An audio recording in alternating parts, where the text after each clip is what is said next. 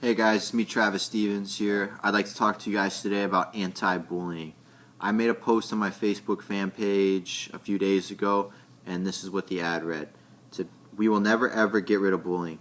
We should teach our kids to stand up for themselves and cope instead of wearing pink shirts and passing anti-bullying bylaws. We are creating a society of victims. Okay? And I stand by that post 100%. Okay, you're never going to get rid of bullying. It's something that's going to exist in all parts of society wherever there is human contact, whether you're 7 or 40 or 50. Okay, it's just something that's going to happen, and we need to learn how to deal with it as an individual. Everybody's going to have a different way of coping with it, but I believe through judo and BJJ and other martial arts that those kids learn self-confidence, self-respect, motivation, goals, and other things that kids who are getting bullied are lacking. Okay? So when I made the post of true statement, everyone should do BJJ and judo and not be a victim, I didn't mean learn BJJ and train judo so that you could beat up people who are bullying you. Okay? We don't condone violence in martial arts. We don't condone learning self-defense inside an academy to use on the streets to anybody who is bullying you, for instance. Okay? I've had a lot of kids come through the club, come through my judo schools, come through jiu-jitsu schools from all walks of life. I've dealt and had bullies come into my clubs that have bullied other kids, that have struck other kids. I've had kids walk into my club that are so shy, they can't even look you in the eye. They can't even talk to you. They can't say hello. They can't shake your hand. But you know what? The kids who were bullies are turning into respectful citizens who are teaching classes, helping kids. They no longer strike people. They no longer get into fights. Their grades improve. They don't get suspended from school. The kids who are shy and aren't speaking are leading classes, are teaching younger kids, are turning into competitive athletes. You know, martial arts as a whole tends to help people. I've yet to have somebody walk into one of my clubs that have left worse off in life. Okay, when people come into the club, we always ask them what it is they're looking for. And if your goal is to be a world or Olympic champion, we'll do our best to get you to that goal. But if your goal is just a better lifestyle, that's what martial arts excel at, is just bettering people's lives as a whole. And that's what I meant by train judo and BJJ, is it teaches you how to interact with other individuals on a physical level, but also on a mental level. And when it comes to speaking and confidence, you have the ability to walk up to people and ask questions and communicate and learn that it's okay.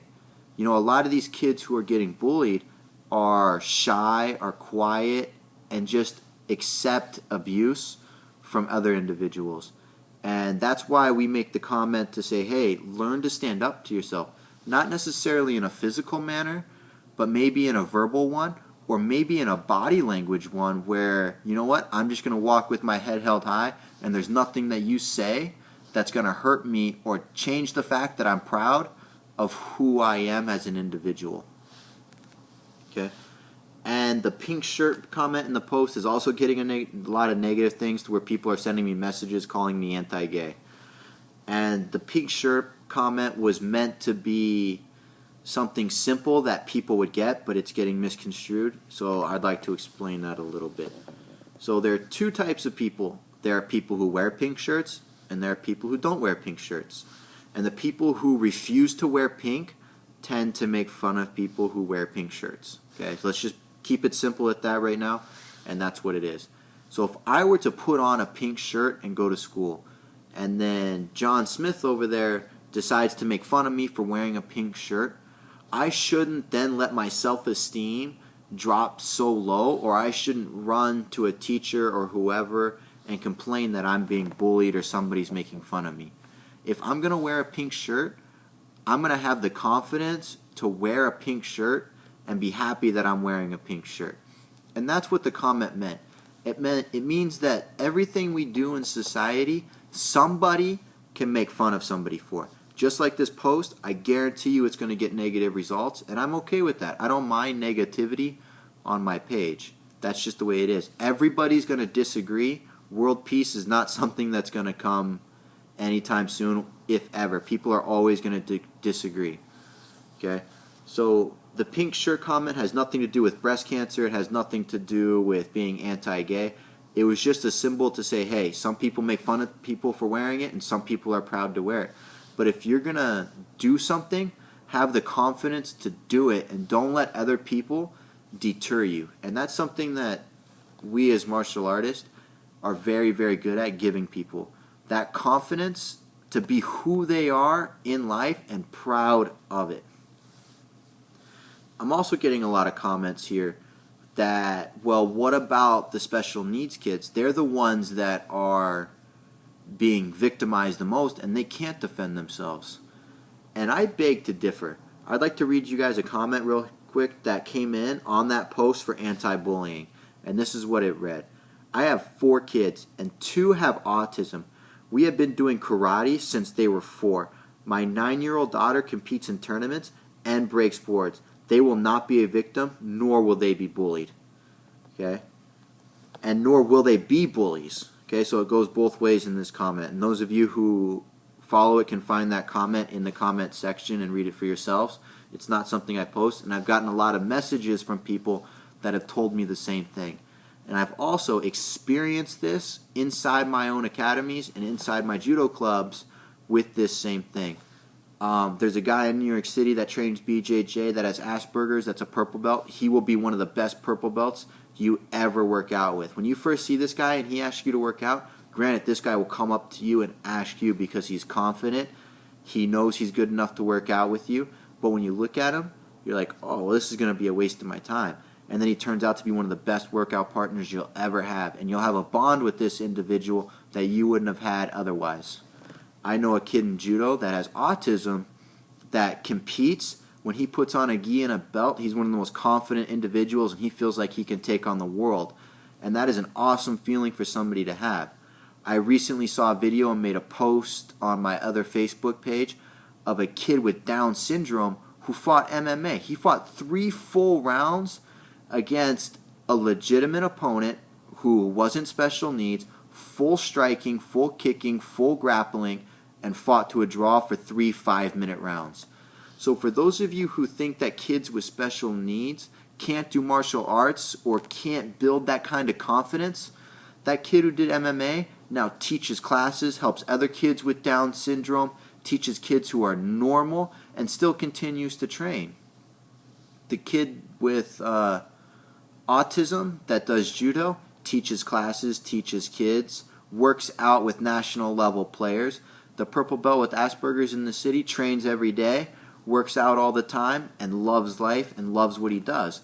And that's what we do as martial artists, and we teach people how to, what's a good way to put this, is how to respect themselves and be proud of who they are as individuals, so that when somebody makes an offhanded comment, then they don't listen.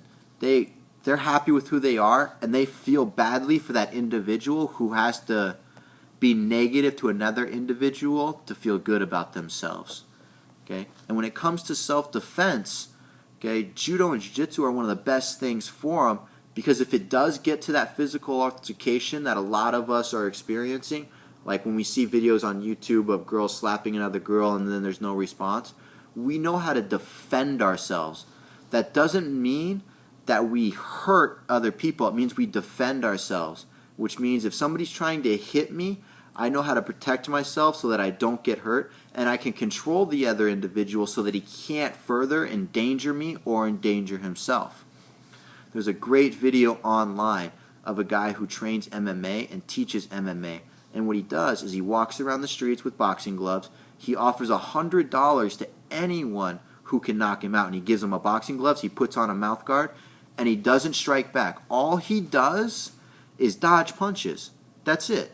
He just dodges punches for 30, 40 seconds till the other guy gets tired, and that's it. He never hits the guy back, and that's a great way to learn how to stand up for yourself. Like, look, I'm going to stand my ground. You're not going to push me around.